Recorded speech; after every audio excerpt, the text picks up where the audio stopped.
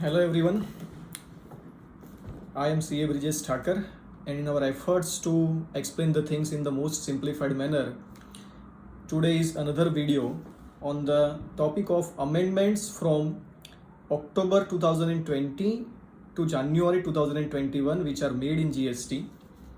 Friends, these amendments are made in the form of Finance Act 2020 or certain notifications are issued, rules are changed.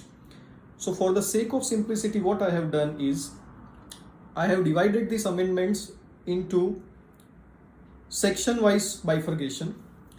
That means I will start with section 16 and it will go up to section 122.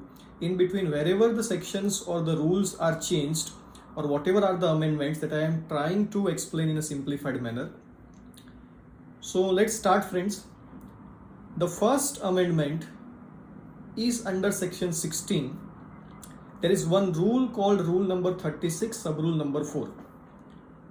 Now by listening only 36 sub rule 4, everyone remembers that this is the most debatable rule from the beginning. When this particular rule was inserted, they were saying that there will be a limitation to the input tax credit that you can avail in your GSTR 3B on the basis of the invoices reflected on the portal.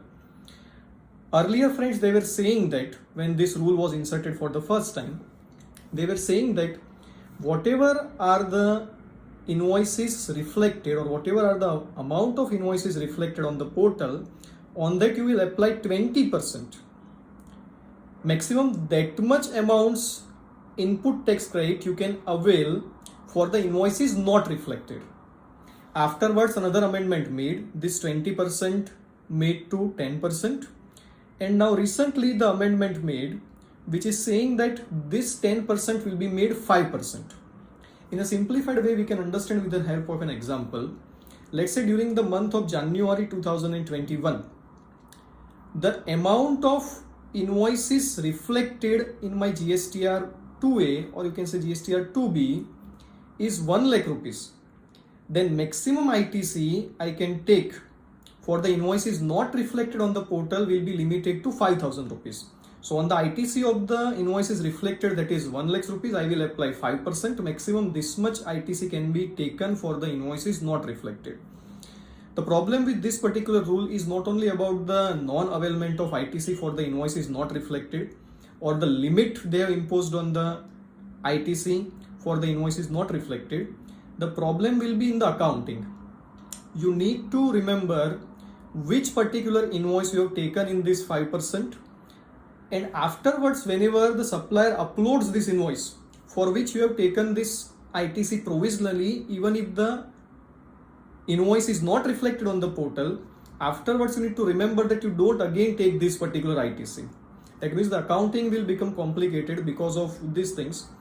So as the percentage is very small, 5% of the invoices ITC which is taken, it is the maximum limit for which you can take the ITC for the invoices not reflected. I will suggest that now onwards what you can do is do not take the ITC of the things which are not reflected in your GSTR 2A or GSTR 2B. What you can simply do is whatever is the amount of ITC reflected, only that much amount ITC you take, so that the accounting will be easier in comparison to whatever we are doing under rule number 36 sub rule 4. Yes, of course there is a debate about the eligibility of the ITC if the invoices are not reflected on the portal, because the eligibility of the ITC comes from section 16 subsection 2. However, as we are only understanding the amendments, we are not going into the legal aspects of these things.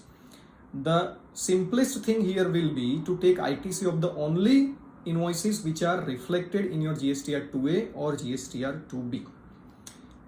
The bottom line here, in short, the amendment whatever is made is like this: 1 lakh rupees ITC reflected for the month, maximum 5,000 rupees ITC you can take for the invoices not reflected.